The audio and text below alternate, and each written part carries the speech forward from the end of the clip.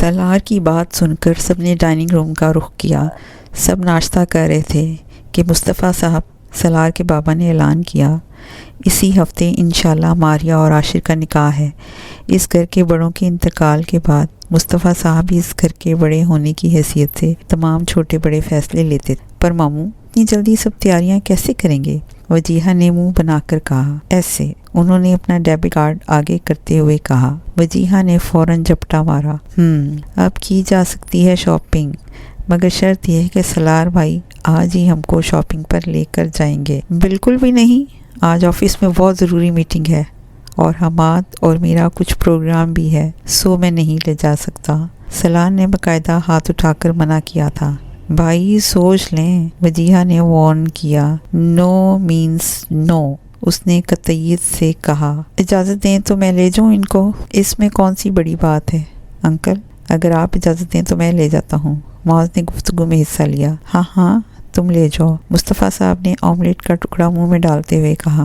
آیا بڑا فارغ انسان، میں لے جاؤں، ویلا نہ ہو تو۔ وجیہہ نے اس کی نقل اتاری، پر اتنی زور سے کہ اس کی بھربھراہٹ ساتھ بیٹھی ماہین اور سامنے بیٹھے معاذ نے آسانی سے سنی تھی۔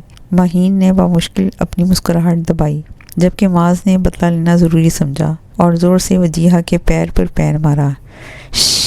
وہ کراہی اور ایک دم کھڑی ہو گئی۔ کیا ہوا؟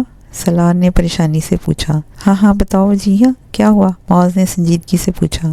وجیہہ نے پہلے ساتھ بیٹھی ماہین کو دیکھا جو ہنسی روکنے کے چکر میں بحال ہو رہی تھی، پھر اس نے معاذ کی طرف رخ کرتے ہوئے دانت پیس کر کہا، کچھ نہیں بھائی، مجھے لگا ٹیبل کے نیچے کوئی کتا آ گیا ہے۔ وہ دیکھ معاذ کو رہی تھی پر کیا سالار سے رہی۔ اس کی بات پر سالار نے نہ سمجھ میں آنے والے انداز میں اپنی ابرو اٹھائی۔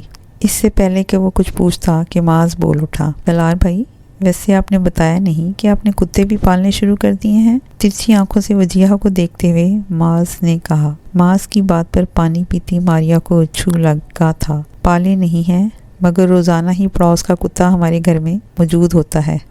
وجیہہ کی بات پر سبھی نے کہکا لگایا اور اسی لمحے وہاں داخل ہوتے عاشر کی نگاہیں ماریہ کے کھلکھلاتے چہرے سے ٹکرائی تھیں۔ وہی لمحہ تھا کہ خود پر جمی سرد نگاہوں کے احساس نے سارا نے بھی اس کی طرف دیکھا اور اسے ان میں کچھ بھی نظر نہ آیا، بس خالی پن تھا۔ وہ ابھی تک اسی کی طرف دیکھ رہی تھی جبکہ وہ ٹیبل پر موجود سب لوگوں کو خدا حافظ کہہ کر جا چکا تھا۔ ہوش تو اسے تب آیا جب برابر بیٹھی مشال نے اسے ٹھوکا دیا۔ کہاں گم ہیں آپ ہی؟ عاشر بھیا جا چکے ہیں، مشال نے شرارت سے کہا۔ اس کی بات پر ماریہ سر جھکا گئی۔ مشال نے تو اسے شرم سمجھا جبکہ اس نے اپنے آنسو چھپائے تھے۔ ویسے انکل آپ نے اس موٹی کو ڈانٹا نہیں، اس نے مجھے کتا کہا ہے۔ معاذ نے جب خاموشی ہضم نہ ہوئی تو دوبارہ بولا، میں نے کب کہا ہے؟ تم خود کہہ رہے ہو۔ وجیہہ نے جوس پیتے ہوئے اطمینان سے جواب دیا۔ اس کی بات پر معاذ دل ملایا۔ سب کو باتوں میں مصروف دیکھ کر ماریہ اٹھی اور جانے لگی۔ ماریہ ناشتہ تو کر لو صحیح سے۔ اسے جاتے دیکھ کر عاشر کی ماں بولی، جی آنٹی میں نے صحیح سے ناشتہ کیا ہے۔ وہ وہیں کھڑے کھڑے دھیمی آواز میں بولی، نظریں نیچے تھیں اور وہ اپنے آنسو چھپانے کی کوشش کر رہی تھی۔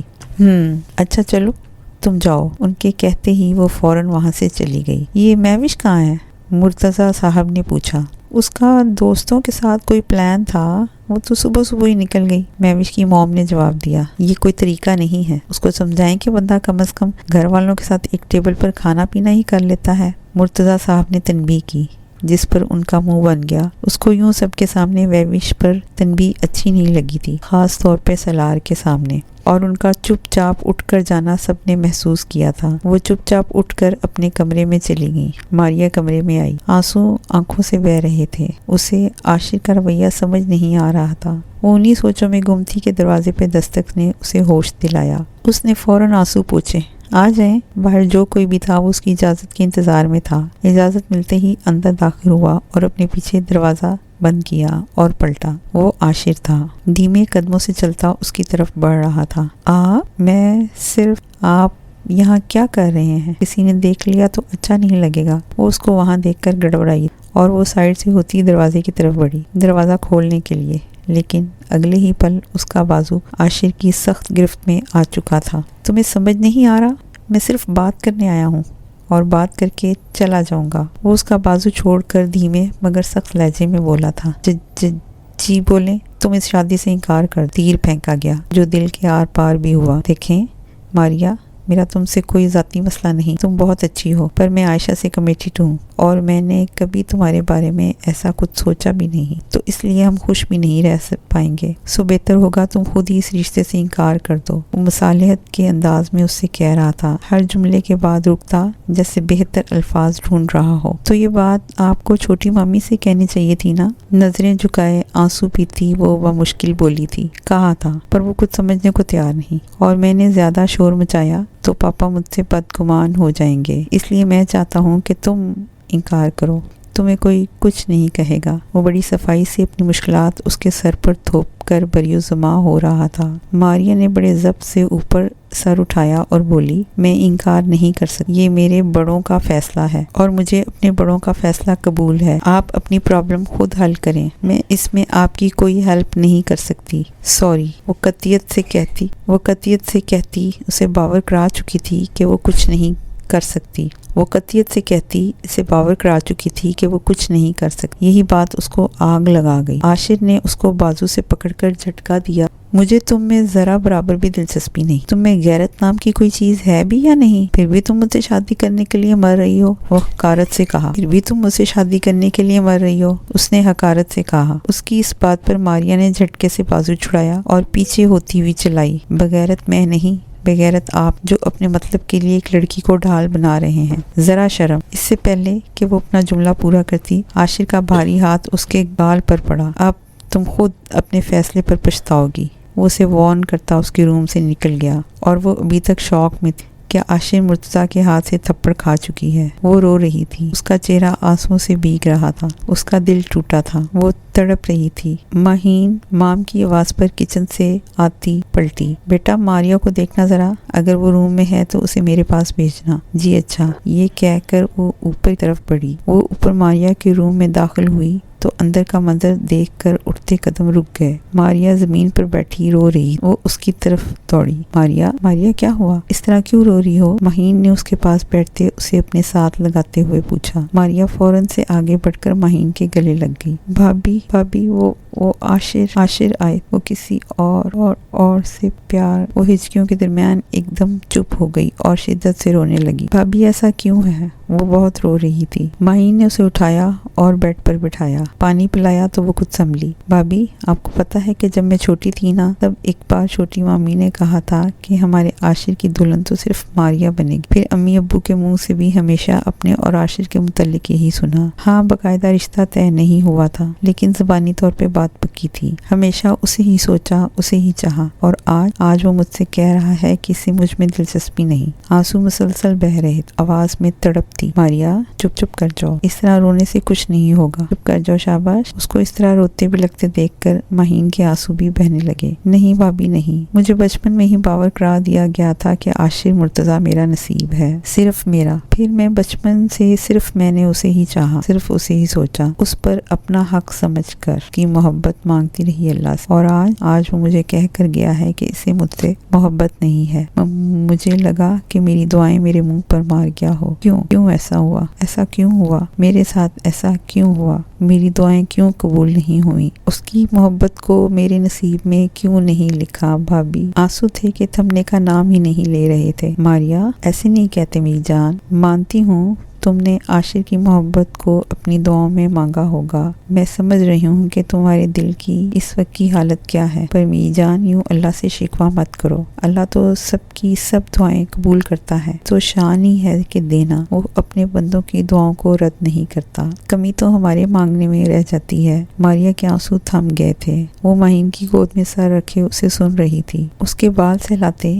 مہین نے پھر کہنا شروع کیا، اچھا دیکھ، ہر وہ چیز جو زمین سے آسمان تک کا سفر کرتی ہے، اس کو کسی نہ کسی فیول یا انرجی کی ضرورت پڑتی ہے، جیسے جہاز، راکٹ وغیرہ۔ اس طرح دعا کو بھی کسی طاقت کی ضرورت پڑتی ہے آسمان تک جانے کے لیے۔ وہ طاقت جو دعا کا زمین سے آسمان تک کا سفر طے کراتی ہے، تمہیں پتہ ہے کہ وہ طاقت کون سی ہے؟ کیا ہے؟ وہ ہے اللہ پر یقین۔ دعا میں جتنا زیادہ یقین شامل ہوگا نا، دعا اتنی ہی تیزی سے زمین سے آسمان تک کا سفر کرتی ہے، اور کم یقین یا یقین کے نہ ہونے پر دعا زمین اور آسمان کے درمیان ہی اٹک جاتی ہے۔ جب وہ اللہ تک پہنچتی نہیں تو اس کے پورے ہونے کا سوال ہی کہاں پیدا ہوتا ہے، اور وہ دعائیں جو اللہ تک پہنچ جاتی ہیں وہ ضرور پوری ہوتی ہیں، سمجھی؟ ہاں، کبھی کبھار ایسا ہوتا ہے کہ جو ہم نے مانگا ہوتا ہے وہ ہمارے حق میں بہتر نہیں ہوتا، تو ہم اللہ سے جو اپنے بندوں سے بے شمار محبت کرتا ہے کیسے امید رکھ سکتے ہیں کہ وہ ہمیں عطا کر دے جو ہمارے حق میں بہتر نہیں۔ اور کبھی کبھار ایسا بھی ہوتا ہے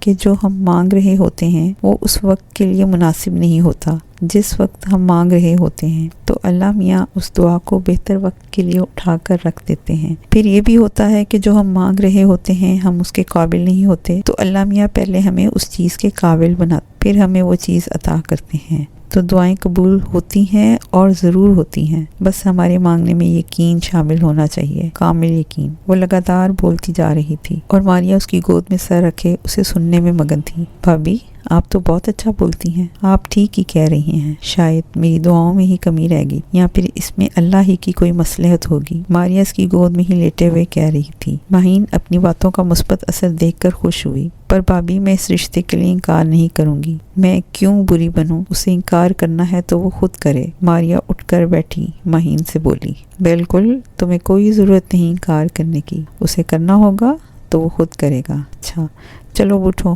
تیار ہو جاؤ، شاپنگ پہ جانا ہے، نیچے مام بھی تمہیں بلا رہی ہیں۔ مہین کھڑے ہوتے ہوئے بولی، نہیں بھابی، مجھے نہیں جانا، آپ لوگ جائیں۔ کیوں نہیں جانا؟ چلو اٹھو، فوراً شاباش تیار ہو جاؤ، میں بھی ریڈی ہو کر آتی ہوں۔ وہ اسے زبردستی کھڑا کر کے کہتی، تیار ہونے سے۔ مہین تیار ہونے روم میں آئی تو سلار آئینے کے سامنے کھڑا بال جیل لگا کر سیٹ کر رہا تھا۔ مہین کے روم میں انٹر ہوتے ہی اس نے اسے دیکھا۔ مہین کبرڈ سے اپنا ڈریس نکال کر چینج کرنے چلی گئی۔ وہ چینج کر کے آئی تو سلار صوفے پہ بیٹھا اپنے موبائل میں مصروف تھا۔ مہین ڈریسنگ ٹیبل کے سامنے کھڑی بال رائل کرنے لگی۔ بال رائل کر کے آنکھوں پہ لائنر لگایا، ہونٹوں پر سرخ لپسٹک لگائی اور بال پونی میں قید کر کے دوپٹہ گلے میں ڈال کر الماری کی طرف بڑھی اپنا ہینڈ بیگ لینے کے لیے۔ وہ بالکل کوئی کالج گرل لگ رہی تھی۔ الماری سے ہینڈ بیگ لے کر وہ پلٹی تو سلار کے چوڑے شانے سے ٹکرائی۔ وہ جھٹکے سے پیچھے ہوتی الماری سے لگی۔ یہ لو کریڈٹ کارڈ۔ اس نے اپنی جیب سے ہاتھ نکال کر کریڈٹ کارڈ نکالا اور اس کے ہاتھ میں زبردستی تھما دیا اور پلٹا۔